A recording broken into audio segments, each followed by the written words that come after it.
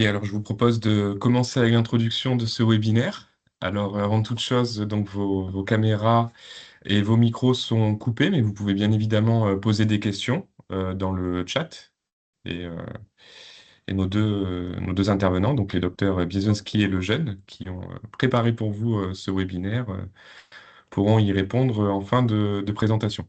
Alors, ce webinaire, il s'inscrit dans une volonté de répondre à une demande qui nous est remontée du terrain. Vous avez été nombreux et nombreux à nous solliciter sur la question de la PrEP injectable. Donc, c'est vrai que c'est un sujet qui intéresse les professionnels, qui intéresse aussi le grand public. On a eu des médias qui nous ont contactés. C'est une innovation qui a beaucoup bousculé, qui a quand même beaucoup interrogé. Alors, la façon dont la PrEP injectable fonctionne, quelle molécule, quelle est la meilleure façon de le prescrire et comment elle s'inscrit dans un écosystème d'une prévention diversifiée. C'est autant de questions auxquelles vont répondre les docteurs Biezonski et Lejeune. Docteur, je vous passe la parole et je vous laisse la main sur cette présentation.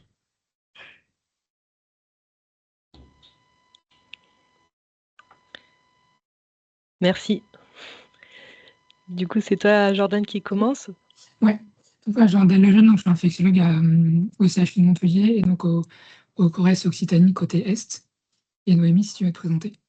Oui, moi, je suis Noémie Bielinski, je suis médecin au SMIT de Toulouse à Purpan et je suis médecin coordinatrice du CORES pour la partie Occitanie-Ouest. Aujourd'hui, on va parler de la PrEP injectable. Donc, pour parler de PrEP injectable, on va d'abord voir de quoi on parle, reparler de PrEP orale, juste pour voir dans quel contexte la PrEP injectable arrive. On verra d'abord les études qui ont montré, je ne vous spoile pas tout de suite si ça marche ou si ça ne marche pas, et ensuite comment on la prescrit. Donc déjà, on va parler de la PrEP injectable par cabotegravir, donc le nom commercial c'est Aprétude. C'est une monothérapie, contrairement au Truvada qui est une bithérapie. Et donc, c'est la classe des inhibiteurs d'intégrase qui sont de la classe des antirétroviraux les plus puissants et les plus utilisés en traitement des personnes qui vivent avec le VIH. C'est aussi la même molécule que celle qui est utilisée dans le traitement en bithérapie Vocabria recambis, qui est un traitement injectable du VIH qui est dispo depuis maintenant 4 ans.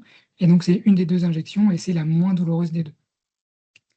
Le traitement est fait par voie intramusculaire et donc on ne parle pas du lenacapavir, qui est une PrEP sous-cutanée tous les 6 mois, qui n'est pas dispo en France pour l'instant, mais le prix est en négociation, mais ça risque de prendre un moment, mais qui va être dispo dans 120 pays à ressources limitées, et de façon plus accessible et moins chère. Donc, juste un rappel sur la PrEP orale. Donc les deux molécules, c'est le tenofovir et l'emtricitabine. Le nom commercial, c'est le Truvada, même si c'est génériqué. Donc j'utiliserai le terme de Truvada juste pour que ce soit moins long à dire et que je bafouille moins avec le temps. Donc pour la PrEP orale, donc il y a deux façons de la prendre. Pour les personnes qui ont des rapports vaginaux ou qui ont une hépatite B chronique, il n'y a que la PrEP orale continue qui est prescriptible. Donc c'est 2 comprimés le premier jour, un comprimé les jours qui suivent, la protection apparaît au 8e jour, et après il faut garder la PrEP en continu pour être protégé tout le temps.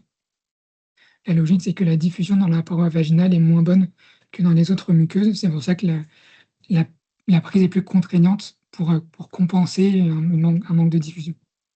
Et donc pour les personnes qui ne sont pas dans ces deux catégories, la PrEP peut être prise en continu ou discontinu. Discontinu, c'est 2 comprimés au moins 2 heures avant le rapport, un comprimé le lendemain, même heure que la veille, et encore le surlendemain, même heure que la veille. Donc 4 comprimés, 3 prises qui encadrent un rapport. Ou alors cette même PrEP, elle peut être prise en continu sur la même logique, 2 comprimés au moins 2 heures avant, puis un comprimé tous les jours qui suivent pour être protégé tout le temps, avec une efficacité qui est quand même meilleure en continu. Ici, c'est le nombre d'initiations de la PrEP par mois, donc depuis janvier 2016, moment où c'était dispo en France, jusqu'à là, le dernier chiffre, c'était mai 2025. Ce qu'on voit, c'est que le nombre d'initiations augmente de mois en mois et d'année en année jusqu'en 2022, et ça stagne depuis 2022. Donc, il y a quand même des nouvelles initiations, mais il y a quand même un ralentissement, alors que les besoins en PrEP ne sont pas moins importants. Une autre façon de voir les choses, c'est le nombre, au final, c'est le nombre de renouvellements ou d'initiations de PrEP qu'il y a eu en France donc, par semestre. Donc, au final, c'est le nombre de passages en pharmacie. Donc, ce qu'on voit en bas, en bleu clair, c'est le pourcentage d'initiation. Et en bleu plus foncé, c'est le pourcentage de renouvellement.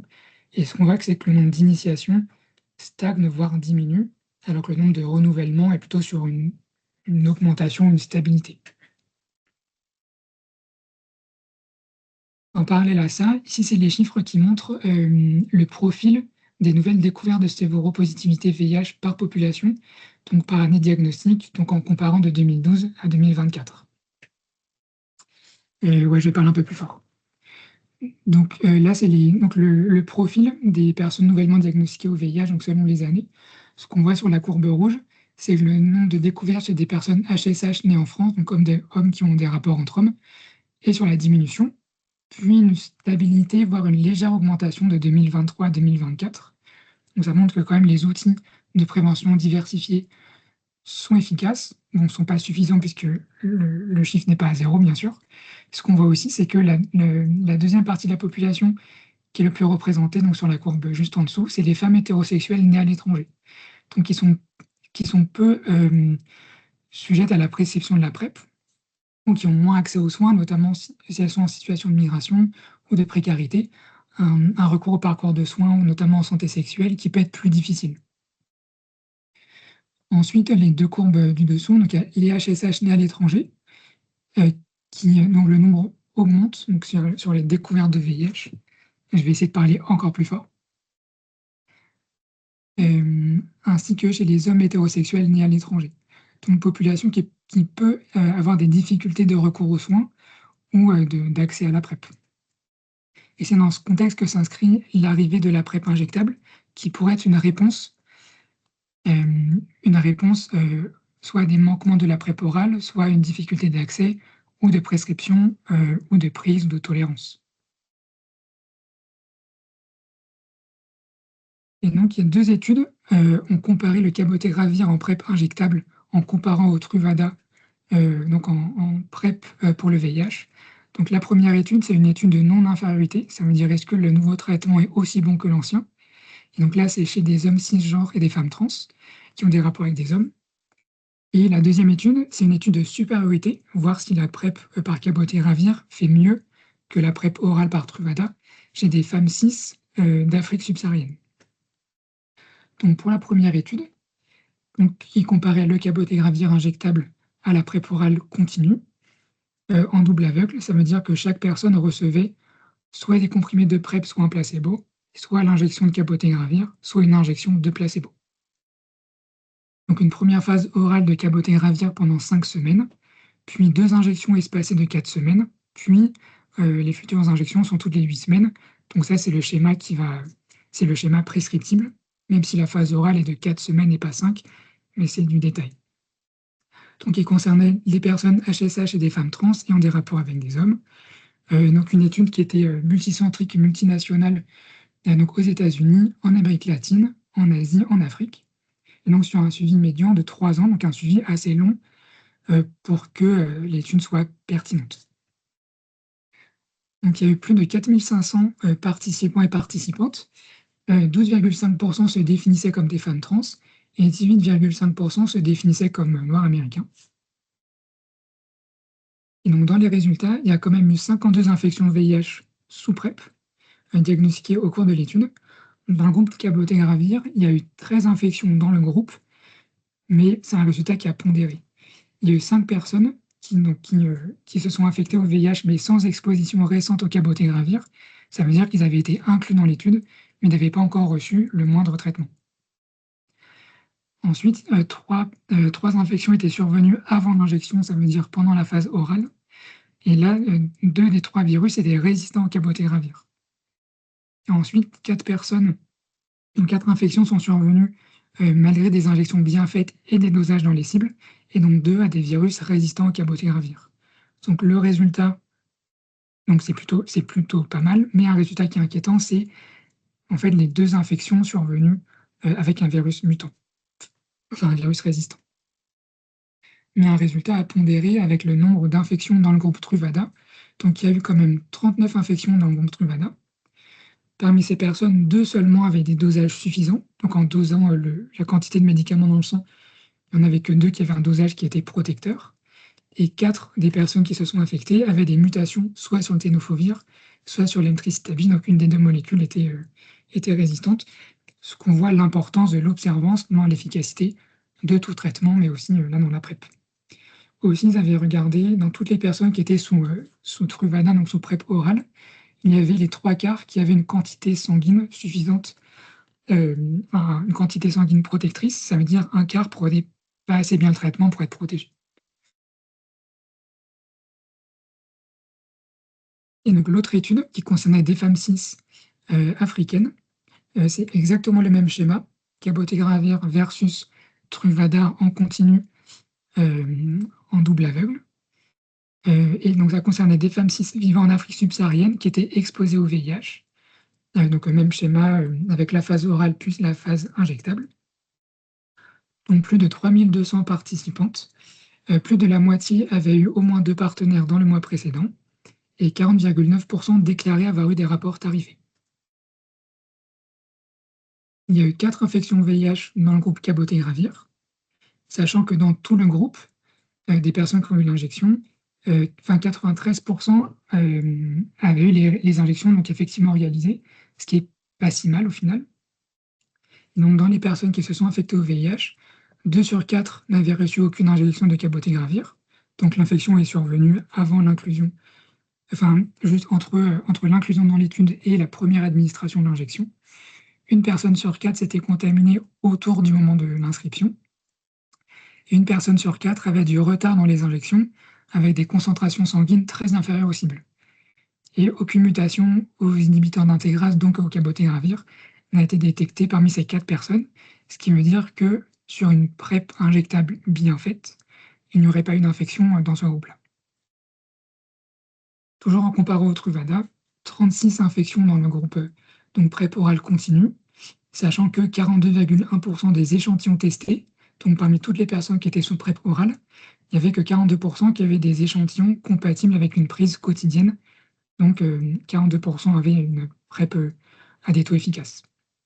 Et pour les 36 femmes qui se sont infectées au VIH dans l'étude, aucune n'avait des dosages dans les cibles. Donc pareil, sur une prise parfaite, il n'y aurait pas eu d'infection VIH a priori dans cette étude.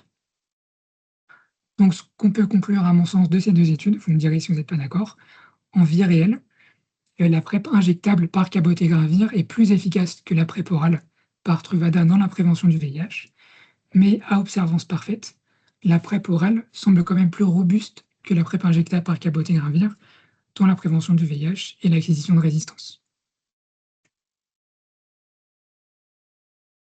En termes de tolérance, donc la tolérance était globalement très bonne.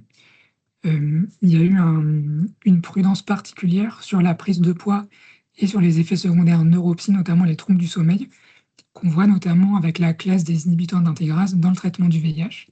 Et donc il y a une vigilance particulière sur ces effets secondaires, mais au final, sur des données qui sont vraiment rassurantes. Donc dans la première étude, le gain moyen de poids la première année était de 1,230 kg dans le groupe cabotegravir versus 0,37 kg la première année dans le groupe Truvada.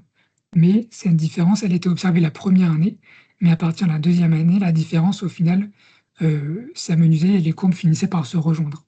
Ça veut dire que là, l'impact sur le poids était vraiment mineur. Dans la deuxième étude, le gain annuel moyen était de 2,4 kg par an dans le groupe cabotegravir versus 2,1 kg par an dans le groupe Truvada. Donc une petite différence de 300 grammes, qui n'est pas majeure à mon sens, d'autant plus que c'était dans une population de femmes africaines pour lesquelles le cabotegravir en injection a vraiment tout son sens. Et donc au final, précaution, mais pas un impact majeur, à mon sens, qui ne doit pas contre-indiquer non plus à la PrEP injectable. Concernant les effets secondaires neuropsy, donc sur les 2 études, les résultats vont être les mêmes. Sur la première étude, donc, qui concernait les hommes cis et les femmes trans, ils avaient surtout regardé les réactions aussi d'injection, puisque c'est donc une injection. Et donc il y a eu 76% de personnes qui se sont plaintes de douleurs ou de nodules, d'induration, de gonflement, versus 32% dans le groupe qui avait une injection, mais de placebo. Donc c'est plutôt le produit plus que la piqûre en elle-même qui était responsable d'induration, de douleur. c'est pas un résultat qui est surprenant, mais il y a eu très peu d'arrêts de ce traitement dans l'étude à cause de cet effet secondaire, d'autant plus parce que c'est un effet qui est quand même attendu et qui est pas une surprise totale. On prévient quand même les gens avant en disant que ça peut faire mal. Les éruptions cutanées, 4 % dans le groupe cabotegravir, 4 % dans le groupe Truvada, aucune différence. Et concernant les événements neuropsychiatriques, pour les troubles du sommeil, 10 % dans le groupe cabotegravir, 11 % dans le groupe Truvada. Donc aucun signal inquiétant, d'autant plus que le Truvada n'est pas connu pour donner des effets secondaires sur le sommeil. Donc c'est plutôt probablement lié à autre chose, donc vraiment pas d'effet du traitement. Et concernant la dépression et l'anxiété, 5 % dans les deux groupes et 4 % dans les deux groupes. Donc pas de signal comme quoi il y aurait plus de dépression ou d'anxiété sous cabotegravir injectable. Et au final, de la même façon, dans la deuxième étude qui concernait les femmes cis, il y avait quand même moins de plaintes concernant la réaction au point d'injection, donc 38% comparé à la première étude, donc sous cabotegravir injectable, et que 11% sur l'injection de placebo. Éruption cutanée, 4% dans les deux groupes, et effet secondaire neuropsy, trouble du sommeil, 5% dans les deux groupes, anxiété, moins de 1%, trouble de l'humeur, moins de 1%. Donc vraiment une tolérance qui est très bonne, bon, hormis l'injection, mais qui n'est pas une surprise. Est-ce que sur les études, vous avez des questions, ou est-ce qu'on réserve les questions pour la fin?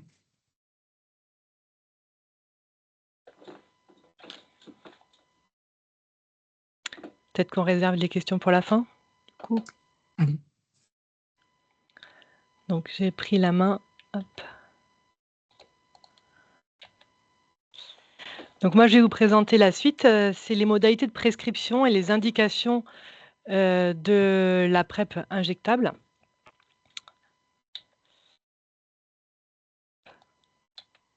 Donc les modalités de prescription, alors c'est prescriptible par tout médecin. Il y a une formation gratuite en ligne aussi qui peut se faire sur formatsantésexuelle.fr pour les médecins qui le souhaitent. Et puis il y a ce type de webinaire aussi qui est fait pour ça.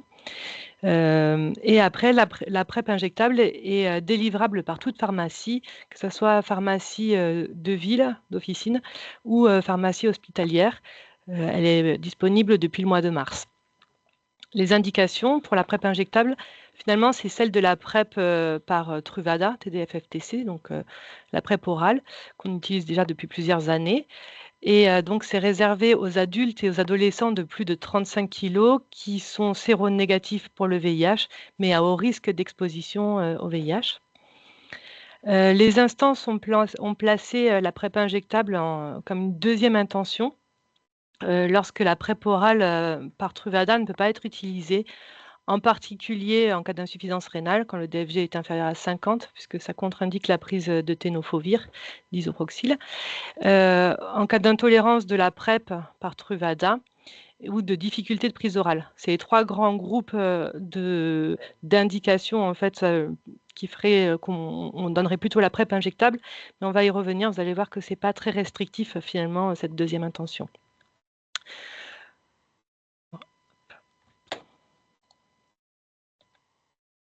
Voilà, le problème, c'est un peu le prix.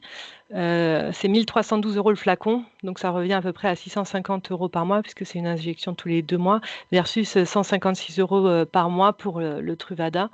Donc je pense que c'est aussi pour cette raison que ça a un peu pesé dans la balance pour la deuxième intention. Mais il faut savoir que ce prix-là, il va être aussi réévalué chaque année en fonction du volume de prescription. Possiblement, dans les années à venir, on aura une baisse de ce prix-là, comme pour la PrEP orale par Truvada. Voilà, donc l'HAS en fait n'a pas fixé de restriction de population spécifique.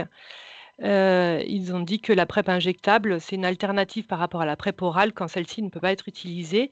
Et ils ont quand même soumis, plutôt mis en avant des populations prioritaires, notamment les personnes chez qui la PrEP orale ne semble pas envisageable dans la durée, chez les femmes et les personnes transgenres. C'est ce que Jordan a présenté. Là, on a vu que c'est les personnes qui sont peut-être un peu plus loin du soin parfois et qui ont plus de difficultés d'accès à la PrEP orale, en fait.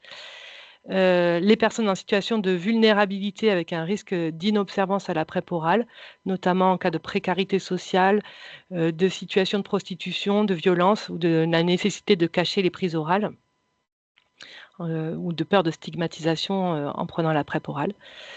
Les personnes qui ont une contre-indication médicale à l'utilisation de la PrEP orale, donc ça c'est vraiment la population prioritaire, quand il y a une toxicité rénale ou osseuse, une personne qui a une insuffisance rénale ou qui a une ostéoporose avérée, il vaut mieux aussi le mettre sous cabotegravir injectable. Les personnes qui ont des difficultés à avaler les comprimés par voie orale, bien sûr, ou qui présentent une intolérance à la PrEP orale. Et les personnes qui ont un trouble de l'absorption, notamment en cas de chirurgie gastrique ou digestive. Il y a peu de contre-indications à la prescription de cabotegravir injectable.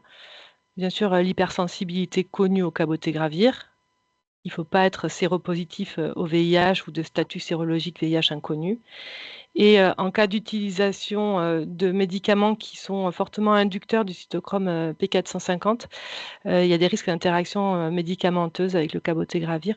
Donc voilà, mais c'est quand même des phénomènes, des traitements qui sont assez marginaux, voilà, la rifampicine, la rifapentine et certains antiépileptiques. Et aussi, bien sûr, si l'injection intramusculaire profonde ne peut pas se faire, soit en cas d'anticoagulant à dose curative ou de troubles de la coagulation, ou en cas de présence de prothèse fessière, parce que l'injection se fait en intramusculaire dans la fesse, parce que c'est un assez gros volume de produits à injecter, et donc ça doit se faire au niveau de la fesse. On vous a mis ici un tableau qu'on a construit avec le CORES Occitanie qui reprend les comparateurs des génériques du Truvada. Parce qu'en fait, des fois, les patients se plaignent d'intolérance digestive avec le TDF-FTC. Et en fait, on s'est aperçu que souvent, en faisant changer les génériques, on améliore la tolérance digestive. Donc, on vous a fait un petit tableau récapitulatif où il y a une présentation des comprimés, il y a des photos voilà, pour les différencier. Et surtout, il y a explicité les excipients présents, et notamment la présence de lactose, de mannitol ou de macrogol, qui sont des excipients qui peuvent des fois être pourvoyeurs de troubles digestifs. Et voilà, il y a une petite ligne où on a mis vraiment le contenu en lactose. Et vous voyez qu'il y a certains médicaments qui sont plus riches ou plus pauvres en lactose. Et ça permet peut-être d'aider les patients à changer de générique. Voilà, avant de dire que vraiment ils sont intolérants à la PrEP orale, peut-être ça peut valoir le coup d'essayer de changer de générique. Voilà. Et on a mis aussi le conditionnement, puisque c'est conditionné en flacon ou en blister.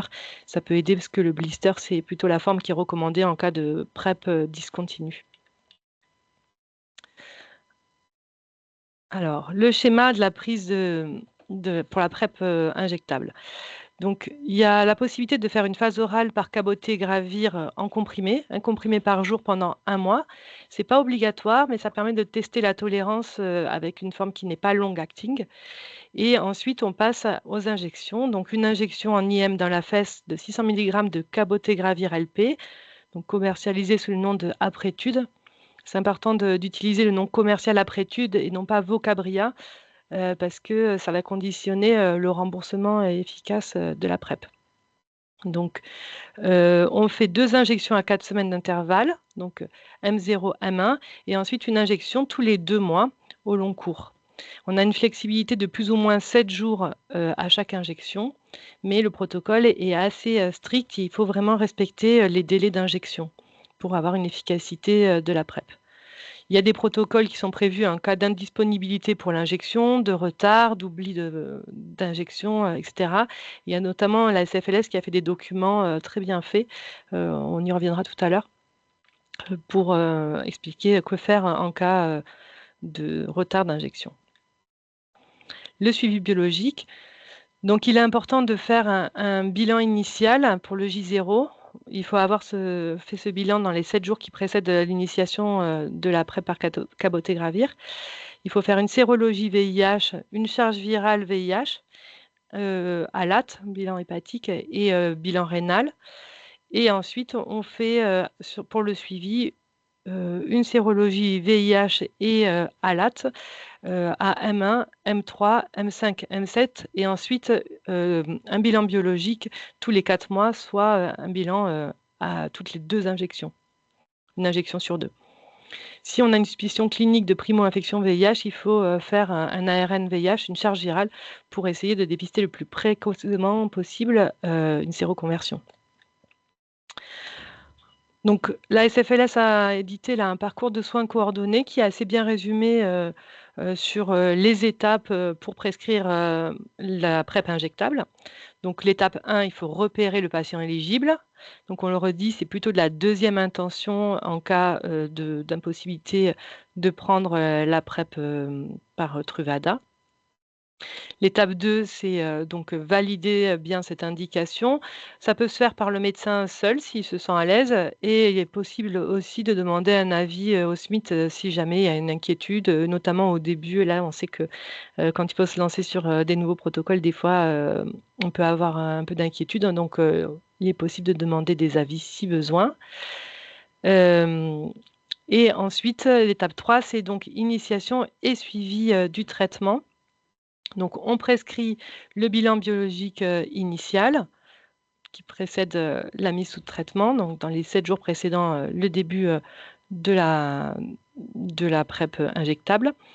Ensuite, il faut prescrire le traitement, donc par voie orale si on fait une phase orale, et puis les injections de cabotegravir LP, 2 injections à 4 semaines d'intervalle, puis une injection toutes les 8 semaines. Il faut avoir une ordonnance aussi pour l'infirmière, une ordonnance dédiée pour les injections en intramusculaire et une prescription du suivi biologique pour le suivi à chaque injection initialement et puis ensuite une injection sur 2, où on fera donc la sérologie VIH, plus ou moins un ARN si on a un doute sur une primo-infection, ALAT et ensuite aussi un dépistage des IST selon les expositions. Étape 4, c'est le maintien et la médiation. Donc, c'est important vraiment de prendre conscience que la PrEP injectable, c'est très bien, mais que ça nécessite quand même une organisation spécifique à anticiper. Et cette organisation est absolument nécessaire pour que ça se passe bien et pour bien maintenir le patient dans le parcours de soins. C'est un peu plus exigeant que la PrEP orale, même si après, effectivement, la PrEP injectable est plus discrète que la PrEP orale.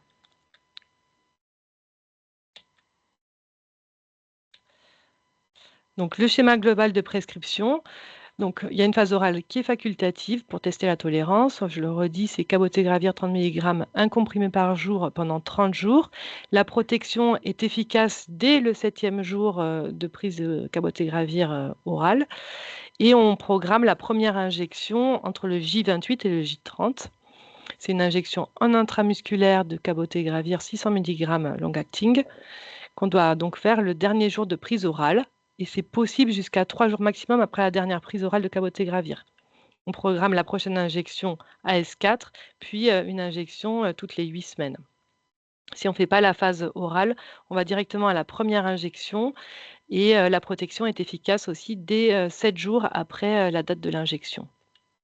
Donc il faut prévoir une modalité de protection, soit la PrEP par Truvada, soit des préservatifs, soit l'abstinence pendant les 7 premiers jours qui suivent l'injection. Il faut penser que les aiguilles intramusculaires sont à prescrire en plus parce qu'elles ne sont pas fournies dans la boîte du cabotegravir.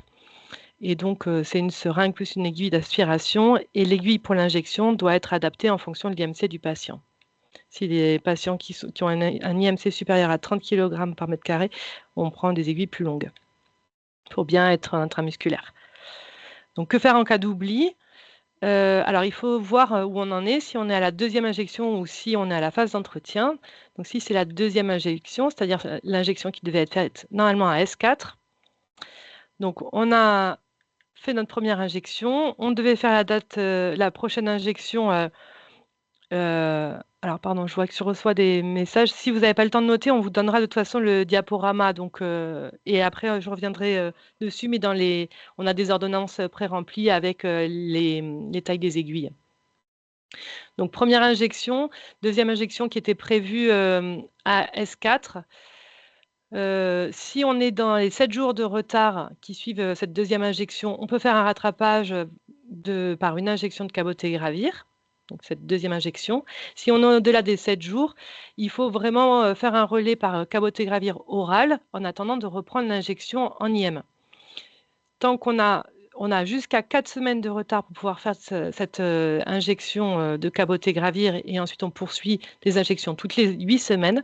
Mais s'il y a plus que 4 semaines de retard par rapport à la date prévue de l'injection, à ce moment-là, il faut reprendre les injections en refaisant le protocole à 0, donc J0, S4 puis S8. Si la personne n'a pas de comprimé de cabotegravir oral pour apprendre en cas de retard d'injection, donc on fait la première injection, il y a un retard par rapport à cette deuxième injection qui devait être faite à S4, il faut absolument se poser la question de la mettre sous PrEP si jamais il y a sous TPE, pardon, si jamais il y a eu des expositions au VIH et qu'on est au-delà des 7 jours de retard, parce qu'on considère que la PrEP n'est plus efficace après 7 jours de retard par rapport à cette date prévue d'injection.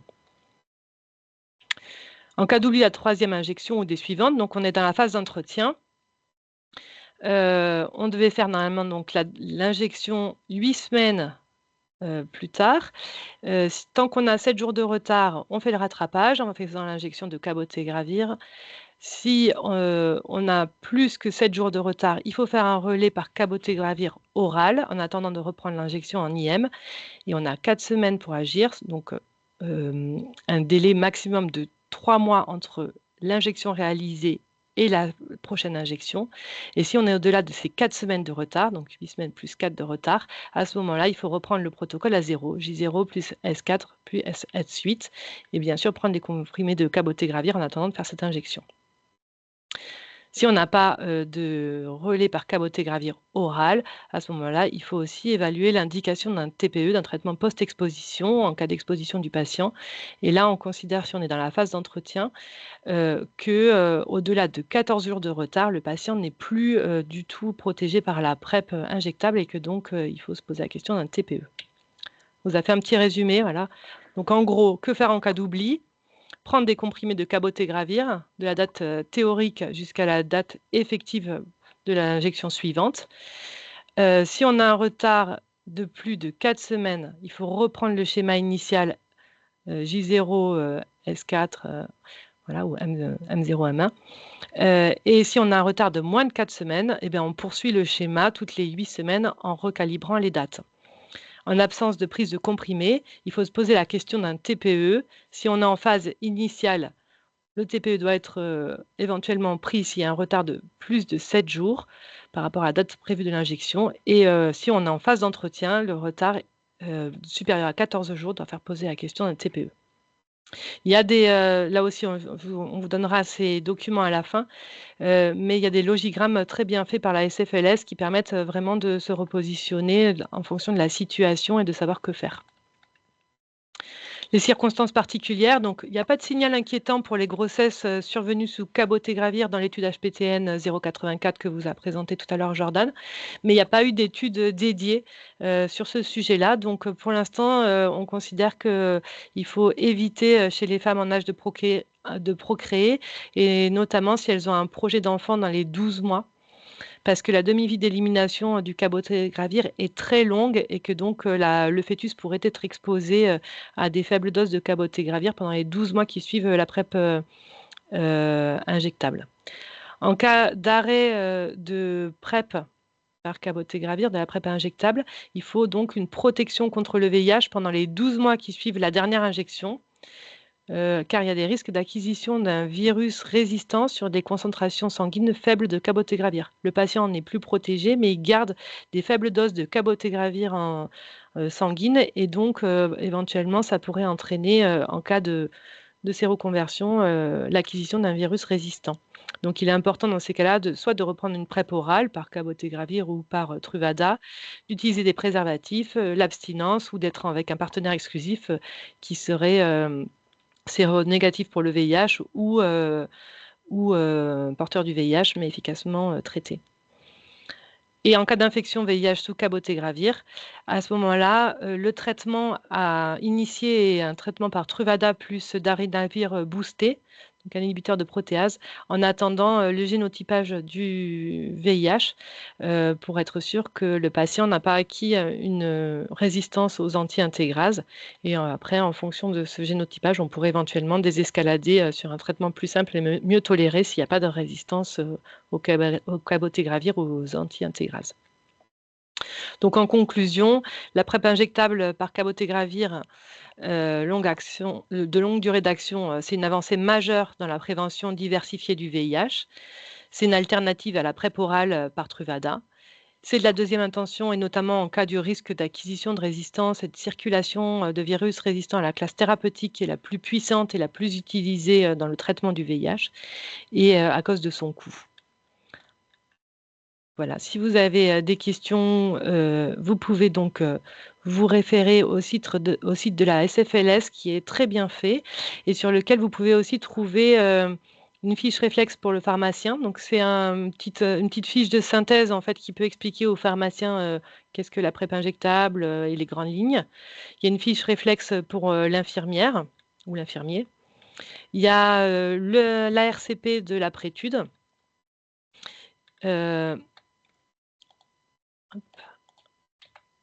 Voilà, il y a le parcours de soins coordonné qui est rappelé et il y a des ordonnances donc, qui sont très bien faites. Vraiment, je vous invite à les regarder parce qu'il y a les ordonnances qui sont préétablies pour le traitement cabotegravir oral, cabotegravir injectable et pour les infirmières avec les modalités aussi d'injection. Il y a une petite vidéo, enfin il y a un QR code qui renvoie à une vidéo sur la façon d'injecter en intramusculaire.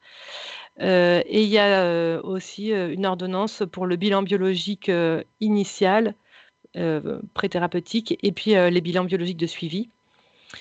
Il y a un gestionnaire de calendrier interactif qui est très bien fait aussi. Vous rentrez la date de l'injection prévue et il vous génère les dates pour les injections suivantes. Et en cas de retard ou de changement de date, vous pouvez régénérer à nouveau le calendrier qui est remis à jour. Il y a un guide pratique pour les prescripteurs et des logigrammes pour savoir que faire en cas d'oubli ou de retard dans l'utilisation de la PrEP. Et il y a la vidéo pour l'injection en Z. Voilà, donc maintenant, merci de votre attention. Et si vous avez des questions, on est disponible, Jordan et moi, pour y répondre.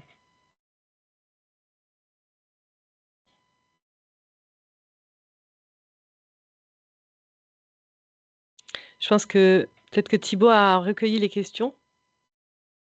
Oui, bien sûr. Alors, il y a quelques questions qui ont été posées au fil de l'eau. Vous y avez répondu, je vous remercie. Il y a deux questions qui viennent d'apparaître. Bonjour, est-ce que passer l'initiation de la PrEP injectable, nous les IDE du DU, délégation de tâches, je pense que c'est de celui-là dont vous parlez, pourront nous prescrire les injections suivantes, s'il vous plaît, merci. Pour l'instant, non, a priori. Parce que c'était pas dans le DU initial, mais peut-être à voir avec l'ARS selon les termes du DU, si ça peut être ajouté dedans ou au gré d'une autre formation. Mais pour l'instant, non. D'accord, merci beaucoup. Une autre question, plutôt trois questions. Alors, concernant la PrEP injectable, j'ai l'impression que la prescription va être très dépendante des médecins, notamment avec certains médecins qui souhaitent prescrire largement la PrEP injectable. Quels sont vos conseils pour les acteurs, actrices, associatifs en termes d'orientation? On va peut-être les faire dans l'ordre. Il y en avait trois, c'était une demande de Vivien Lenips. Est-ce que vous avez des conseils pour les acteurs associatifs en termes d'orientation? Pour l'instant, c'est une PrEP qui a été donc décidée comme étant de la deuxième intention. On a des populations prioritaires qui ont été définies. Donc pour l'instant, c'est ce qui nous est donné, enfin, c'est les recommandations qu'on suit. Après, effectivement, je pense qu'avec le temps, les prescriptions vont être de plus en plus larges, hein. On a des restrictions quand même avec il faut voir aussi comment ça évolue avec la mise en pratique, parce que là, finalement, pour l'instant, on a des données sur les études, mais on n'a pas beaucoup de données de vie réelle. Et il faut voir le risque, c'est l'acquisition quand même de virus résistants. Et donc, pour l'instant, c'est pour ça qu'il y a un peu un frein aussi à la prescription Largamanu. La deuxième question est relative à l'arrêt de la PrEP et aux effets secondaires. Alors, que proposer à un patient qui souhaite arrêter la PrEP injectable et qui a présenté des effets secondaires avec le Truvada? Il y a une suggestion, est-ce que la prise de comprimés de cabotegravir pendant 1 an serait une solution satisfaisante? Question difficile et qui est vraiment une question qu'on s'est posée direct aussi avec l'histoire de l'année qui suit l'arrêt de la PrEP injectable. Disons que la PrEP orale, enfin le cabotegravir oral n'a pas été étudié en PrEP juste cabotegravir oral. Et pareil, le remboursement de la PrEP, donc le cabotegravir oral, c'est que en attendant l'injection ou en rattrapage. Donc je ne sais pas si ça bloquerait. A priori, non, mais bon, pas sûr que ce soit validé comme ça. Enfin, c'est pas validé comme ça. Il avait demandé au laboratoire Vive, qui fait le cabotegravir, qui doit demander à la structure médicale du labo, voir si c'est possible ou pas.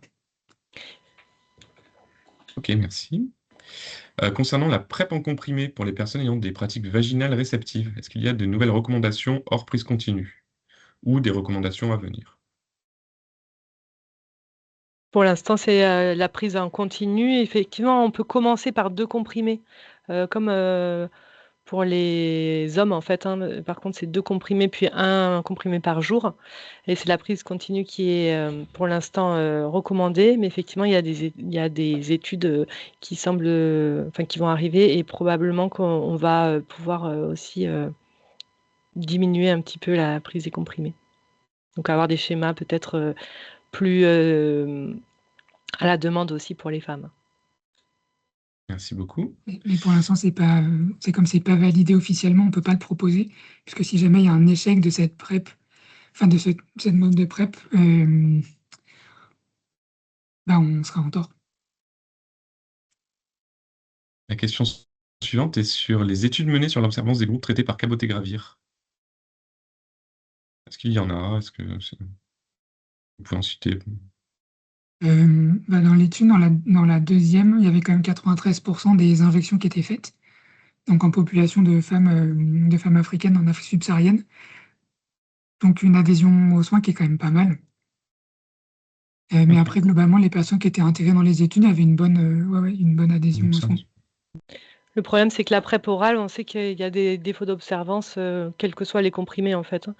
Donc pour l'instant, l'intérêt du cabotegravir, c'était plutôt l'injectable pour justement ne plus avoir à prendre des comprimés quotidiens.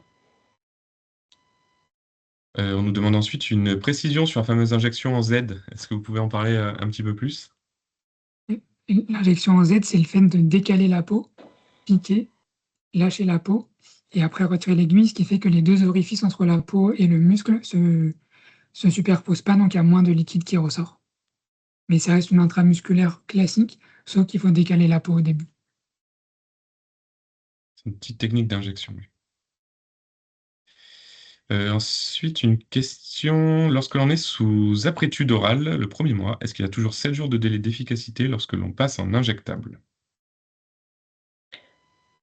Non, une fois donc si on a commencé la PrEP par cabotegravir par voie orale, l'efficacité, elle est au bout de 7 jours et ensuite quand on switch, on considère que la personne est protégée. Elle a déjà en fait acquis des concentrations sanguines suffisantes. Donc le switch, si on a fait 1 mois de PrEP par voie orale et au moment de la première injection, on est protégé déjà. Question suivante. Il faut juste faire, pardon, par Oui, contre, il faut faire l'injection au moment du dernier jour de prise de comprimé et au plus tard dans les 3 jours qui suivent. Question suivante. Jusqu'à quand le relais oral par cabot peut-il être fait? Les ordres de la SFLS disent au max 7 jours après. Sur le gestionnaire, il y a mention de relais tardif. Je suis pas sûr d'avoir bien compris la question. Moi non plus. Tu veux dire si le cabot oral a été pris Cabot, ouais, plus que 30 jours? Péros. Oh, jusqu'à quand le relais oral par cabot Péros peut-il être fait? PO, je sais pas, Péros. Les ordres de la SFLS disent au maximum 7 jours après. Mais il y a une question de mention de relais tardif. C'est peut-être la question du relais tardif qui pose la question. Si relais oral démarrait après 7 jours. Ah, en cas de retard dans l'injection. Ouais. Et je pense qu'il faut reprendre les comprimés et qu'on se retrouve comme en phase initiale, quoi. Donc on reprend les comprimés, c'est ça, s'il reprend les comprimés, il faut, Oui. Ouais. en attendant la prochaine injection. Donc si on est dans les 4 semaines qui suivent, alors ça dépend de, en admettant qu'on a la deuxième injection qui était programmée, par exemple, et qu'on a plus de 7 jours de retard, à ce moment-là, il faut reprendre des comprimés le plus vite possible et effectivement, au mieux dans les 7 jours qui suivent le retard. Et sinon, au-delà, si on est au-delà, on reprend les comprimés aussi. Et après, on doit refaire une injection pour reprendre le protocole. Si on est à moins de 4 semaines, on refait juste une injection. Et si on est au-delà de 4 semaines de retard, à ce moment-là, on reprend le protocole S0, J1, S0, M1, et ensuite tous les 8 semaines. Merci. Oui, alors le tableau récapitulatif de la composition de la PrEP orale, il sera disponible. Nous, de toute façon, le webinaire de ce jour est enregistré. Il sera disponible en replay également sur notre page YouTube, mais nous pourrons aussi envoyer effectivement un support écrit aux personnes qui se sont inscrites à ce webinaire. La question suivante concerne la prescription chez la femme cisgenre en âge de procréer. Est-ce que vous pouvez apporter des précisions si vous l'envisageriez dans des situations spécifiques? Entre parenthèses, contraception, 3 petits points. Il y a pas c'est vrai qu'il n'y a pas une contre-indication formelle, mais faut bien expliquer à la personne qu'il faut éviter de tomber enceinte sous capoté gravière en phase de PrEP efficace et aussi dans l'année qui suit. Donc faut bien effectivement, c'est une contraception, c'est totalement faisable. Il n'y a pas eu de signal inquiétant concernant les grossesses sous ce traitement-là, mais comme il n'y a pas d'études qui le valident, on ne peut pas le garantir aux dames et aux futures mamans. Donc c'est vraiment une prescription, en collaboration avec la patiente et ils prend la décision ensemble, mais il n'y a pas de contre-indication formelle. Ok, merci beaucoup. Lorsque l'on initie une PrEP injectable, on prescrit aussi le cabotegravir Peros pour que le patient ait du stock de cabotegravir Peros au cas où il soit obligé de rater la date de l'injection. Est-ce que c'est OK? Et quel est le prix d'une boîte de cabotegravir Peros? La question, c'est voilà, est-ce que c'est quand même possible d'en prescrire un petit peu en Peros au cas où il y ait un problème et que la personne ne puisse pas avoir son injection? Et, voilà, et quel est le prix au final de ce cabotegravir en prise Peros? Alors oui, c'est recommandé de prescrire les comprimés au cas où effectivement il y a un retard d'injection. Le prix de la boîte, je ne sais pas. Je suis pas sûr non plus.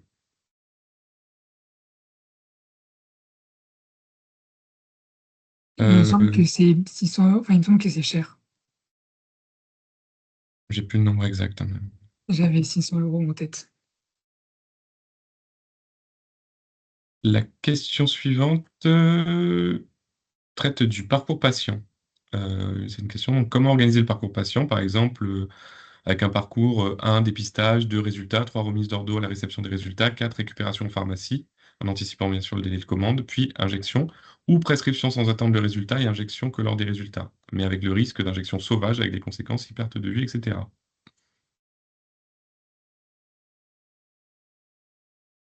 On C'est nous une bonne confirme question. 600 € hein, pour le, effectivement. Ouais, tu me diras après si tu veux, Noémie. Moi, je peux vous dire, par exemple, ce que j'ai fait la semaine dernière. Donc, ça a été sur 3 switches, donc 2 pour Truvada mal toléré sur le plan digestif, enfin très mal toléré sur le plan rénal, et un avec quelqu'un qui avait un blocage complet sur le fait de prendre des comprimés. Et on avait organisé les choses avec, donc pour celui qui prenait pas de comprimés, on avait dit: «Consulte à J0, on fait les analyses, je vous fais l'ordonnance, je vous explique tout. On se revoit à J7. Entre-temps, vous téléphonez pour les résultats et vous allez chercher le flacon de cabotegravir à la pharmacie et vous venez pour la consulte de J7 où on fera l'injection». Donc on avait fait ça et pour la suite, ce sera comme avant, donc la sérologie, la sérologie dans le suivi habituel et injection directe, sans attendre forcément le résultat. Et enfin, personnellement, c'est ce que je fais. Et pour les 2 personnes pour qui j'ai fait un switch, on avait fait pour celui du Truvada qui avait pas de contre-indication formelle, mais une tolérance qui devenait de plus en plus difficile, relais par cabotegravir Peros parce qu'ils voulaient tester les 2 leurs tolérances. On a arrêté le Truvada à J7 et après, Ils avaient fait des années juste avant le switch en cabotegravir Perros. Et ils sont venus avec leur flacon, donc à 1 mois de traitement, et on a fait test et injection directe. Donc plutôt sur mesure. Je crois que vous avez un peu répondu à la question suivante, qui était en cas de retard d'injection, puisqu'on est censé prendre des comprimés en attendant la prochaine injection, est-ce qu'il y avait une ordonnance de si besoin pour les comprimés délivrés avec l'ordonnance pour l'injection? Oui. Oui. Oui, oui, c'est très important en fait, je pense, parce que sur le long terme, il risque d'y avoir des décalages. Voilà, et je pense qu'il faut les anticiper parce que ça facilite grandement l'organisation pour la suite, quoi. Merci. Donc voilà, donc effectivement, on nous a confirmé 600 € hein, pour les comprimés. En sachant que les délais d'obtention en pharmacie, alors là, on a un retour d'expérience, 5 jours le mois dernier, 1 journée cette semaine pour la personne qui fait son retour d'expérience. Donc voilà, donc il faut quand même aussi avoir cette donnée en tête. Enfin, une dernière intervention, donc a priori, donc non, il y en aura 2. Selon les retours de terrain, de nouvelles prescriptions sont déjà mises en place par des médecins généralistes pour les personnes ayant des pratiques vaginales réceptives. Les personnes qui savent s'injecter ou qui pratiquent des injections de manière communautaire, par exemple les personnes transmasculines, peuvent-elles s'injecter seules leur PrEP injectable? Je pense que c'est compliqué parce que pour l'instant, c'est validé vraiment en intramusculaire profonde dans la fesse. Donc s'injecter tout seul en intramusculaire profonde dans la fesse, ça me semble un peu difficile. Pour l'instant, c'est pas validé au niveau de la cuisse ou du deltoïde. Donc je sais pas où est-ce qu'il s'injecte normalement, mais si c'est plutôt dans la cuisse, je pense. Et pour l'instant, pour le cabotegravir, c'est recommandé en intramusculaire profond dans la fesse. Ça reste un geste un petit peu technique. Et puis il faut faire l'injection en Z, donc il faut quand même les 2 mains. Donc je pense que seul, c'est pas évident. Mais Alors petite précision, donc la date de péremption du cabotegravir Perros, c'est de 1 an. Donc voilà, pour les personnes qui en ont en cas de besoin, c'est important d'avoir cette information. Et on conclura sur une dernière question relative à la délivrance de la PrEP orale en Cégide. Les Cégides sont-ils tenus de délivrer gratuitement la PrEP aux personnes qui n'ont pas de couverture sociale, s'il vous plaît?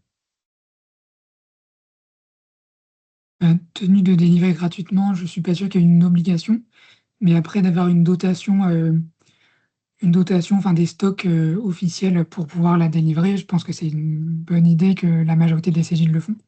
Chez Ouais. Cégide de Montpellier, on le fait. On a une dotation par la pharmacie du CHU.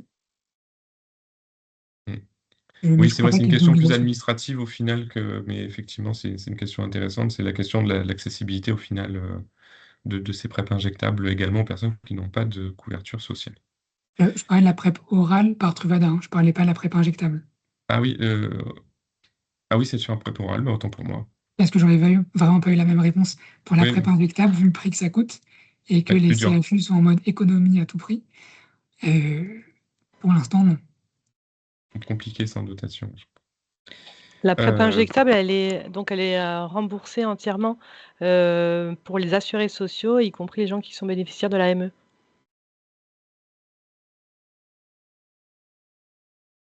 Merci. Donc un petit rappel aussi donc pour les prescriptions d'inscrire aussi sur l'ordonnance que c'est faisable à domicile également pour par des infirmières ou des infirmiers.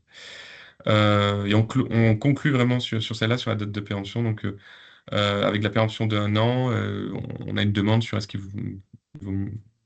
que ça touche à la sécurisation des injections ou au renouvellement de ces prescriptions de cabotegravir Perros au cas où.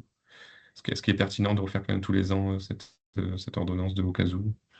Je pense qu'il vaut mieux avoir l'ordonnance et pas aller chercher la boîte. Mais comme ça, le jour où c'est nécessaire, peut-être anticiper un jour ou deux avant le temps de la commande. Mais c'est vrai que d'avoir la boîte de cabotegravir orale à la maison qui périme, c'est de l'argent perdu. Oui, tout à fait, tout à fait. Et ça permet d'autonomiser les gens aussi, d'avoir sa propre ordonnance pour savoir gérer les retards et faire des rappels, je pense, à la consulte. Et aussi, moi, j'ai adressé vers les documents de la SFLS qui sont vraiment bien, hyper clairs. Je pense que sans être soignant aussi, c'est assez lisible. Donc, ouais, pas hésiter à donner les outils. D'accord. Eh bien, merci à toutes et à tous et je vous propose de conclure là-dessus. Nous étions ravis de vous voir aussi nombreuses et nombreux pour ce webinaire. Donc, comme on vous l'a annoncé précédemment, donc ce webinaire sera aussi disponible en replay sur notre chaîne YouTube. Et nous vous souhaitons une excellente après-midi. Merci. Merci, au revoir. Merci.